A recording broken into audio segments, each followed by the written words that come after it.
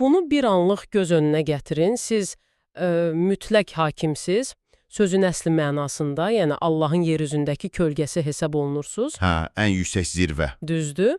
İmperiyanızın sərhədləri üfüqlərə qədər uzanır, amma günlərin bir günü sarayın baş münəccimi huzurunuza gəlir və deyir ki, ulduzların düzülüşü sizin ölümünüzə qərar verib. Yəni, kosmos sizin taxtdan düşməyinizi tələb edir. Çox qorxulu bir ssenaridir. Bəli.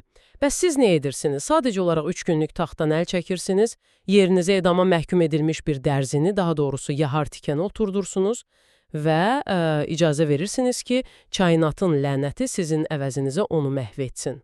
Və baxın, ən qəribə tərəfi də odur ki, bu hansısa mifoloji, rəvayət və ya xalq əfsanəsi deyil. Doğrudan. Bəli, bu tamamilə real bir hadisədir. 16-cı əsrin sonlarında Səfəvi imperiyasının ən qüdrətli hökümdarı 1-ci Şah Abbasın həyatında baş vermiş, rəsmən sənədləşdirilmiş bir siyasi və yəni psixoloji gedişdir. Bu, şərq dövlətçiliyinin, o mütləq hakimiyyətin sağ qalmaq instinktinin bəlkə də ən ali, ən soyuqqanlı formasıdır.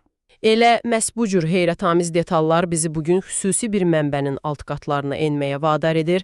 Sizi, yəni daima öyrənməyə can atan dinləyicimizi bu dəfəki dərinliklərə səyahətimizdə salamlayıram. Missiyamız o dövrün siyasi arxitekturasını anlamaq, sarayın daxilindəki sirlərə, hakimiyyət qorxularına və ictimai imicin necə formalaşdırılmasına dair unikal bir master-klassa nəzər salmaqdır. Özü də çox nadir bir mənbə əsasında. Tamamilə razıyam. Bizim bu dəfəki təhlilimizin mərkəzində İskəndər bəy Münşinin yazdığı o nəhəng salnamə dayanır. Kitabın adı Dünyanı bəzəyən Abbasın tarixi, yəni Tarixi Aləm-Arayı Abbasidir. Əlimizdəki əsas vəsait isə Azərbaycan Milli Elmlər Akademiyasının Tarix İnstitutu tərəfindən 2010-cu ildə nəşr edilmiş, Şahin Fərzəliyevin fars dilindən etdiyi tam tərcümə və ona yazılmış olduqca geniş ön sözdür. Bax, burada bir detalı qeyd etmək istəyirəm. Bu əsər adi bir tarix kitabı, quru xronika deyil. Onu fərqləndirən əsas amil elə müəllifin özüdür. Yəni İskəndər bəy. Bəli. O, hadisələri kənardan müşahidə edən sadəcə passiv bir salnaməçi olmayıb. İskəndər bəy hadisələrin həm düz mərkəzində idi, həm o hadisələri yaradan maşının bir dişlisi idi. Həm də belə deyək də, gələcək nəsillər üçün dövlətin rəsmi yaddaşını formalaşdıran baş senarist idi. Bax elə gəlin buradan başlayaq, çünki tarixi kimin yazdığı, yəni o tarixin özü qədər vacibdir məncə. Kim idi axı bu İskəndər bəy Münşi? Onun çox qəribə, kəskin döngələrlə dolu bir həyat yolu var. Hə, bioqrafiyası həqiqətən qeyri-adidir. O, 1560-cı ildə Türkman tayfasında doğulur və gəncliyində siyah elmi ilə, yəni dövlət mühasibatlığı, vergilər və rəqəmlər dünyası ilə məşğul olur. Lakin 26 yaşı olanda birdən-birə hər şey dəyişir, öz təbirincə desək, cahillik və dərəkəsizlik üzündən qələmi kənara qoyur, zireh geyinib nizə götürür və Şahzadə Həmzə Mirzənin ordusunda könüllü olaraq birbaşa döyüşə, cəbhəyə yollanır. Bu, füsunkar bir sıçrayışdır. Yaxşı, gəlin bunu aydınlaşdıraq. Təsəvvür edin ki, bir dövlət mühasibi, hansısa sakit bir ofis işçisi birdən-birə notbukunu kənara qoyur, xüsusi təyinatlı dəstəyə qoşulub düz cəbhəyə gedir. Hə, müasir dildə desək tam olaraq belədir. Və bir neçə il sonra qayıdıb prezidentin baş mətbuat katibi olur. Bu, yəni inanılmaz bir xəttdir. Burada füsunkar olan məqam odur ki, bu keçid o dövrün sosial dinamikası üçün olduqca nadir hal idi. Səfəvi cəmiyyətində bürokratik aparat, yəni qələm əhli ilə hərbi elita, yəni qılınc əhli arasında adətən çox dərin institusional sədlər olurdu. Yəni kasta sistemi kimi bir şey. Bir növ bəli. Bir adamın kargüzarlıqdan qəfildən qanlı döyüş meydanına keçməsi sadəcə peşə dəyişikliyi deyildi, kasta sərhədlərini aşmaq idi.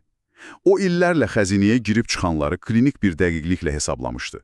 Lakin cəbhəyə getməklə o imperiyanın əsl reallığını, müharibənin travmasını, yəni o qan və barut qoxusunu birbaşa öz dərsində hiss etdi. Və məhz bu təcrübədən sonra, yəni 32-33 yaşlarında o yenidən qələminə qayıdır, amma bu dəfə Şah Abbasın Ali Divanında münşi, rəsmi katib kimi işə başlayır. Məncə onun bu iki fərqli dünyanı, yəni həm qələmi, həm qılıncı tanıması tarixçiliyinə misilsiz bir realizm qatıb. Şübhəsiz. O, sarayda qapalı qalan adi salnaməçilərdən deyildi. O, qılınc zərbəsinin necə səs çıxardığını bilirdi. Buna görə də onun dünyanı bəzəyən Abbasın tarixində yazdığı döyüş səhnələri, əskərin psixologiyası sadəcə yaltaq bir tərif deyil. Bunlar şəxsi müşahidələrdir. O, gördüyü kimi də yazırdı. Şahin Fərzəliyev də ön sözdə bu detala, onun müşahidə kəskinliyinə xüsusi diqqət çəkir. Amma burada mənim ağlıma dərhal bir sual gəlir. Biz deyirik ki, o həm döyüşçü idi, həm katib. Bəs rəsmi bir məmur olaraq, bir mətbuat katibi olaraq patronu haqqında, yəni şah haqqında nə qədər tənqidi, nə qədər obyektiv yaza bilərdi ki? Çox haqlı bir şübhədir bu. Əlbəttə, heç bir saray tarixçisi tam obyektiv deyil, bu onsuz da mümkünsüzdür. Onların işi dövlətin rəsmi doktrinasını, şahın yanılmazlığını əsaslandırmaq idi. Aydındır. Lakin İskəndər bəy bəsit bir təbliğatçı da değildi. O, reallığı detalların arasına, xüsusən də dilin və mədəniyyətin kodlarına gizlədirdi. Səfəvi dövlətinin o mürəkkəb ikili kimliyini o, məhz dil vasitəsilə sənədləşdirib. Bax, ən maraqlı yer də elə buradır məncə, o kodlar məsələsi. Biz bilirik ki, o dövrdə kargüzarlıq, sarayın rəsmi dili fars dili idi. Bu nəhəng kitabda fars dilində yazılıb. Bəli. Amma mənbəni, xüsusən də Şahin Fazilin tərcüməsini oxuduqda, görürük ki, içində Azərbaycan türkçəsində çoxlu ifadələr, şeirlər və tarixi kodlar var. Məsələn, sənədlərdə ilk dəfə olaraq bir mənalı şəkildə Azərbaycanlı tüfəngçilər ifadəsi keçir. Özdə orijinalda tüfəngçiyani Azərbaycani kimi. Əgər rəsmi dil farslıdırsa, saray katibi niyə bilərəkdən bu cür detalları türkçə saxlayır? Əgər bunu daha geniş mənzərə ilə əlaqələndirsək, bu Səfəvi imperiyasının ikili kimliyinin mükəmməl sübutudur. Fars dili ədəbiyyat və idarə etmə dili olsa da, sarayın emosiyası, ordunun ruhu və gündəlik həyatın gerçəkliyi türkçə idi. Yəni əsl həyat türkçə idi. Tamamilə. Ordu içindəki o qızılbaş əmirlərinin, çadırların içindəki söhbətlərin dili türkçə idi. İskəndər bəy bu terminləri saxlamaqla sadəcə coğrafi məkan bildirmirdi.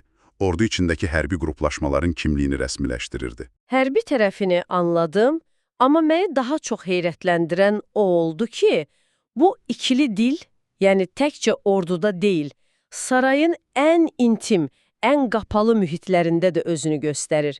Səfəvi sarayındakı o məşhur eşq intriqasını götürək. O, çox dramatik bir hekayədir. Bəli, Şah Təhmasibin qızı Fatima Sultanla Əmir xan Türkman evlənir.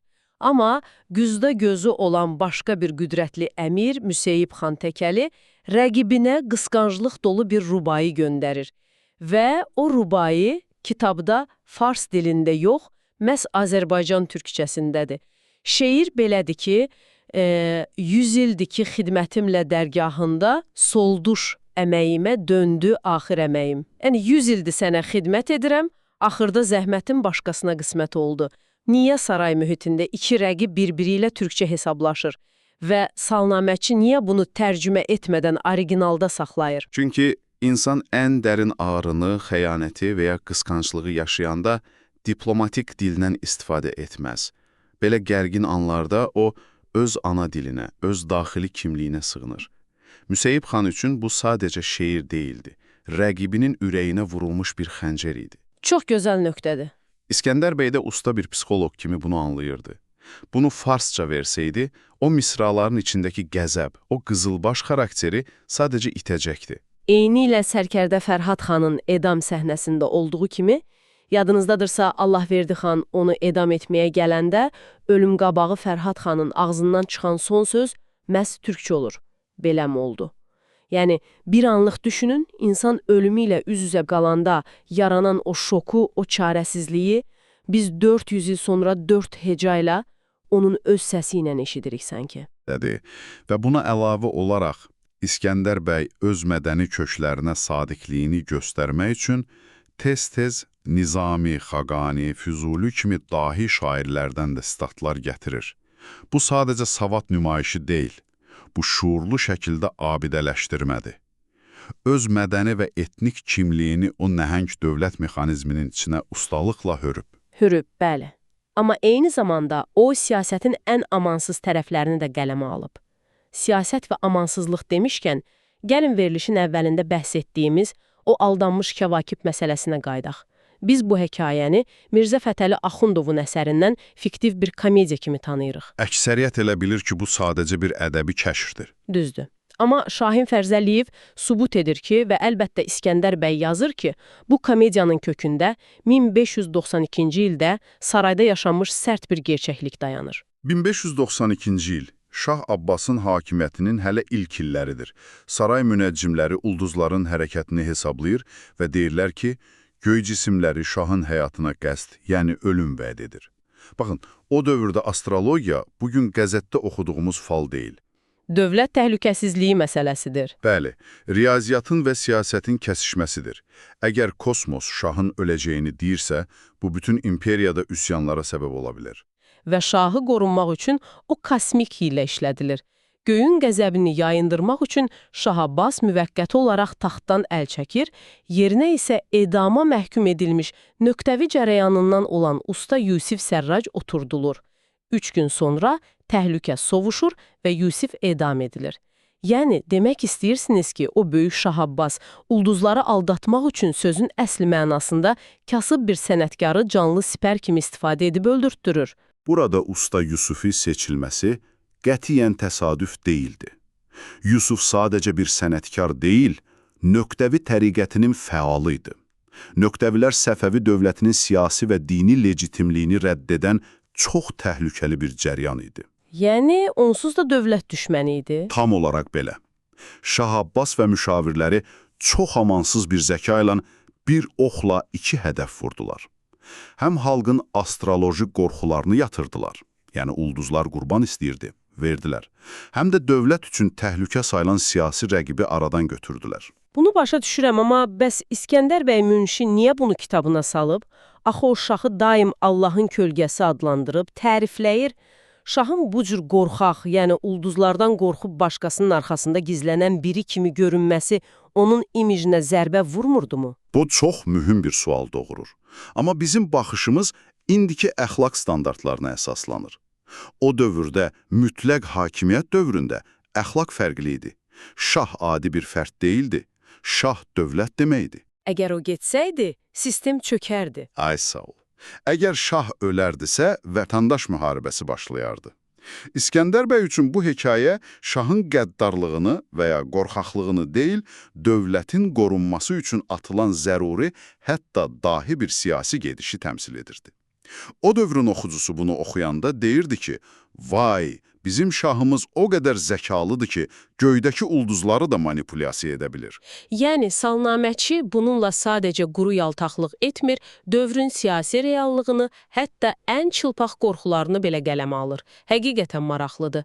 Bəs əgər Səfəvi sarayı reallığı bu qədər məharətlə manipulyasiya edə bilirdisə, öz keçmişlərini necə formalaşdırırdılar? Bax, orası lap başqa bir hekayədir. Bəli, dünyanı bəzəyən Abbasın tarixi kitabının elə ilk başlanğıc, yəni müqəddimə hissəsinə baxsaq, bunu görərik.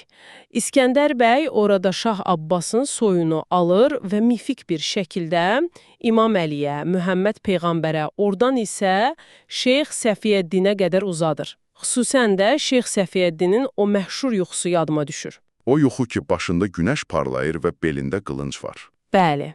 O yuxunu Şeyx Zahid Gilaniyə danışır, o da yozur ki, sənin nəslindən dünyanı işıqlandıran bir şah və zülmü kəsən bir qılınc çıxacaq.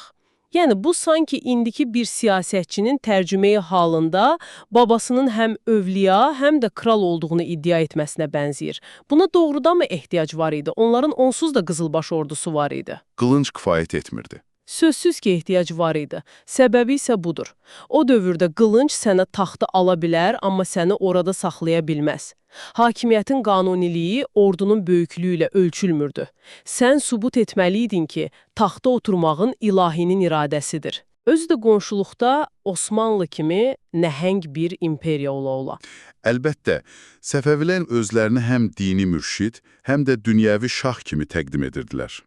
İskəndər bəy bu mifik soy kökü və o vizyoner yuxunu yazmaqla şahın hakimiyyətini sadəcə hərbi yox, sarsılmaz bir ideoloji, ilahi təməl üzərində bərqərar edirdi. Yəni xalqa deyirdilər ki, bizə qarşı çıxmaq, Allaha qarşı çıxmaq. Tam olaraq belə, Şah Abbasın atdığı ən qəddar addımlar belə ilahi bir planın tərkib hissəsi kimi göstərilirdi.